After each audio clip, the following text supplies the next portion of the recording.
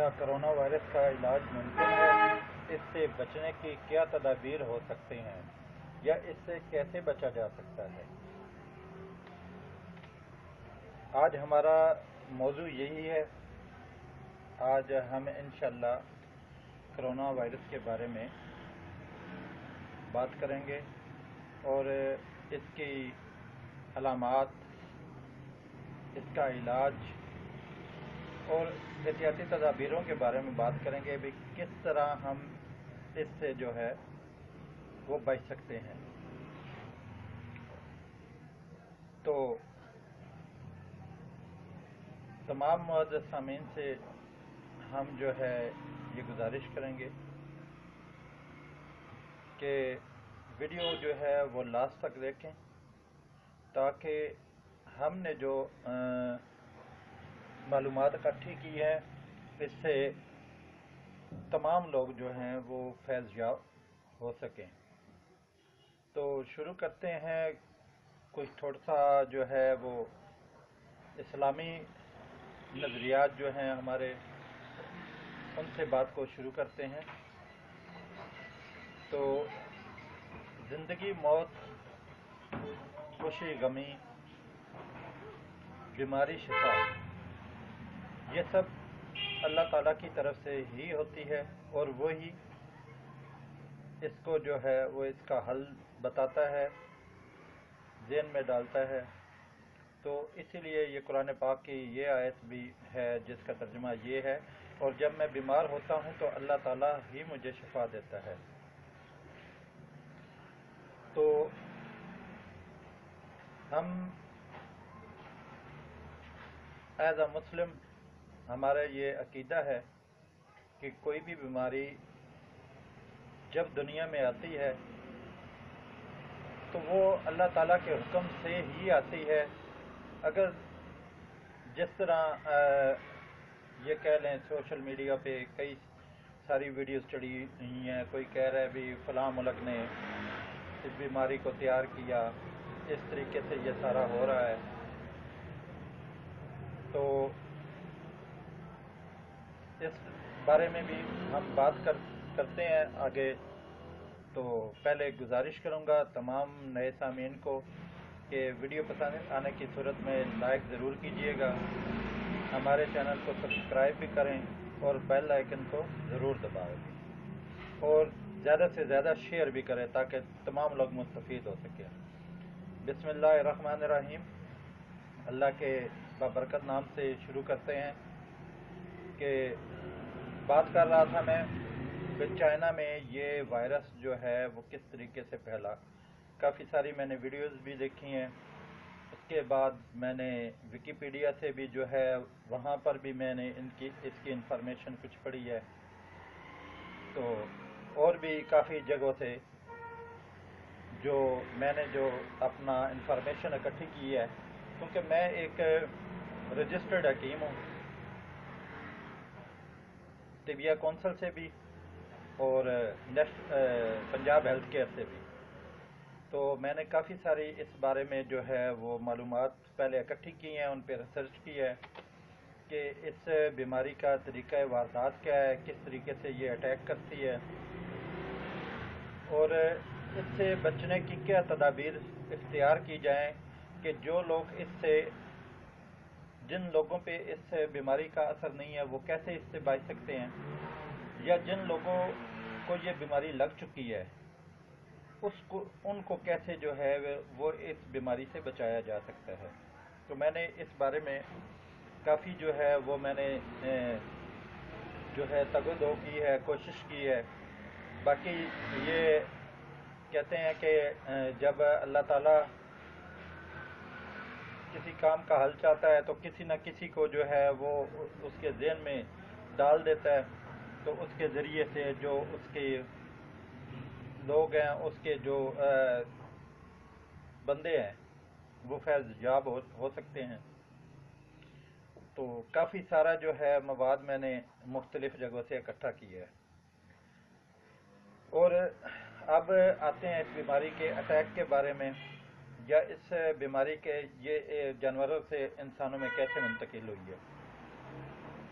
اہل علم لوگ جانتے ہیں کہ کافی سارے جرم جو ہیں وہ ایسے ہیں جو صدیوں پرانے ہیں، بلکہ ہزاروں سال پرانے ہیں، جو جانوروں میں تھے، بعد میں انہوں نے اپنی جو ہے وہ اگر انسان کے اندر پہنچے ہیں تو انہوں نے اپنی ساخت، اپنا رہن سہن کا طریقہ، اپنا جو ہے وہ چینج کیا ہے، اس کو بدلا ہے۔ بدلنے کے بعد وہ انسانی جسم میں اپنی جگہ بنانے میں کامیاب ہو گئے ہیں، اور ہمیشہ بیماری اسی صورت میں انسان پر اثر کرتی ہے جب کوئی جراثیم انسانی جسم میں اپنی جگہ بنانے میں کامیاب ہو جاتا ہے، وہ اس میں رہ سکتا ہے۔ اگر وہ فوراً نکل جائے تو وہ کسی صورت بھی انسان کو اپنے جو ہے وہ زہریلے مادوں سے انفیکٹ نہیں کر سکتا۔ تو اس نے ایک لمبا عرصے کے بعد، یعنی کہ یہ کہہ لیں کہ اس نے اپنی ساخت وغیرہ چینج کی ہے، چینج کرنے کے بعد یہ انسانوں پہ اب اٹیک کر رہا ہے، اور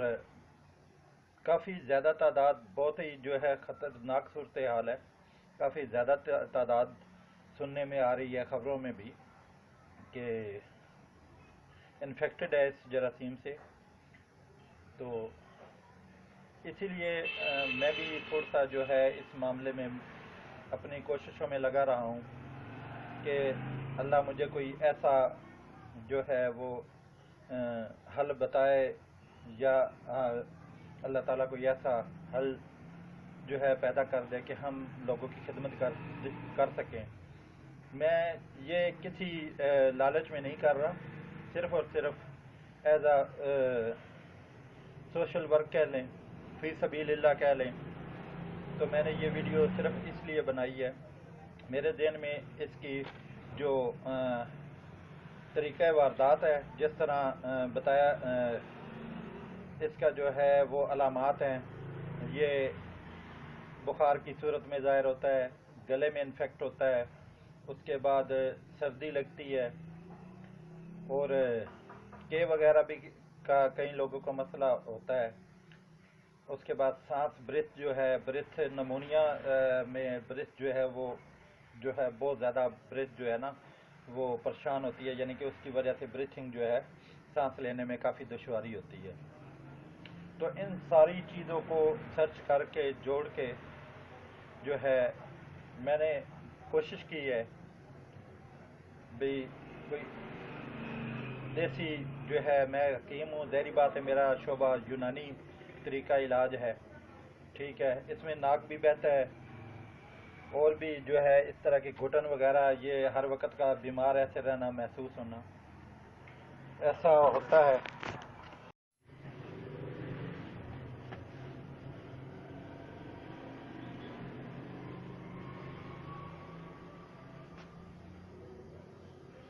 تو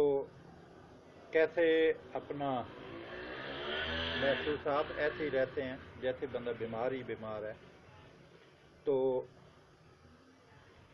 ہمیں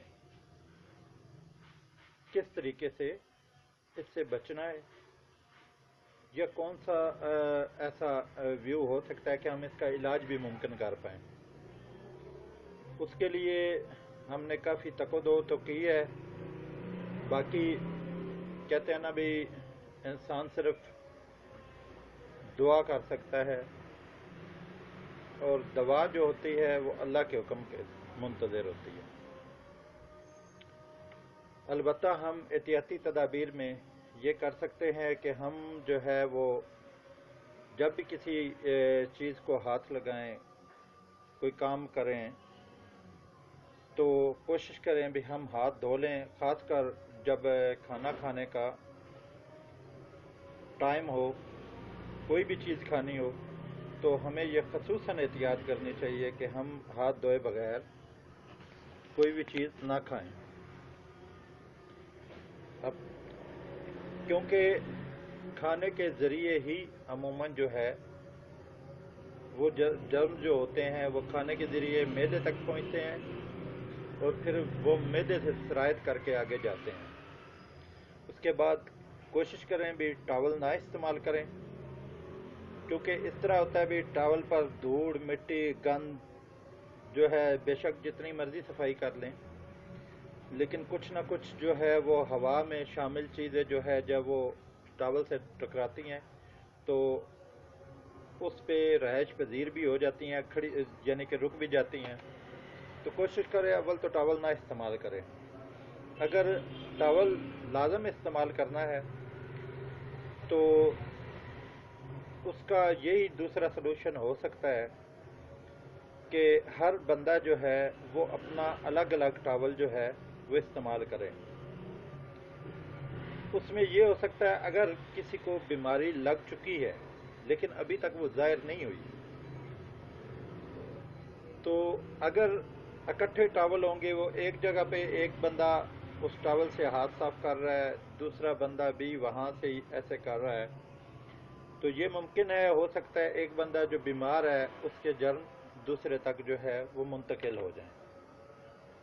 تو اس لیے یہ بھی کوشش کریں اس سے بچاؤ کے لیے کہ اپنا الگ ٹاول یوز کیا جائے۔ یہ میں سب کو نہیں کہتا، لیکن خاص کر ان علاقوں میں جن علاقوں میں یہ بیماری پھیل چکی ہے وہ خصوصاً اس چیز کا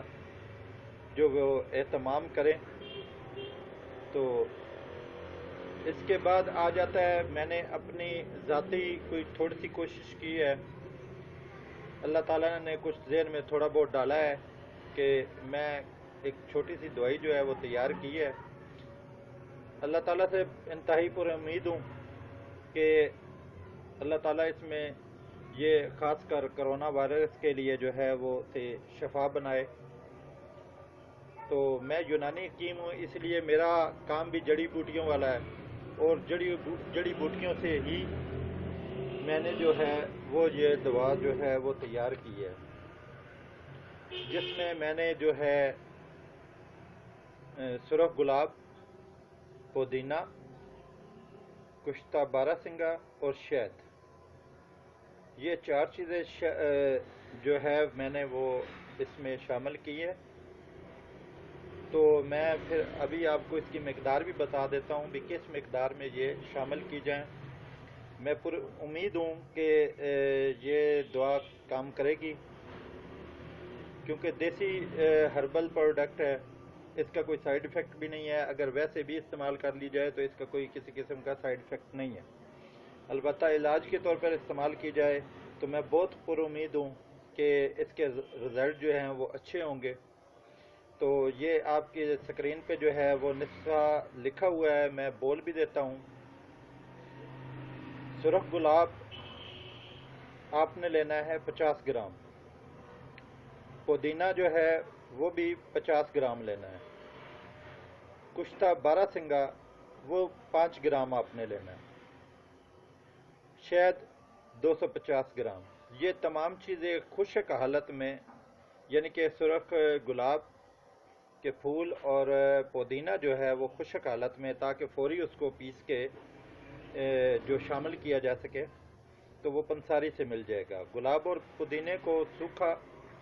کر کے پیس لیں، یعنی کہ سوکھا گلاب پیس لیں، اور ان تینوں چیزوں کو کشتہ بارہ سنگا سمیت جو ہے وہ شہد میں شامل کر لیں۔ بڑے جو لوگ ہیں وہ چائے کا 1 چمچ جو ہے وہ دن میں 3 بار استعمال کریں، اور بچوں کے لیے آدھا چائے کا چمچ استعمال کریں۔ تو یہ ہمارا نسخہ تھا، اللہ قبول کرے اور اللہ تعالیٰ اس کو جو ہے وہ باعث صحت بنائے۔ تو یہ میری چھوٹی سی کوشش تھی۔ تو اینڈ پہ آپ سے پھر گزارش کروں گا کہ ہماری ویڈیو کو اگر پسند آئی ہے تو لائک کریں، اور ہمارے چینل کو سبسکرائب کریں۔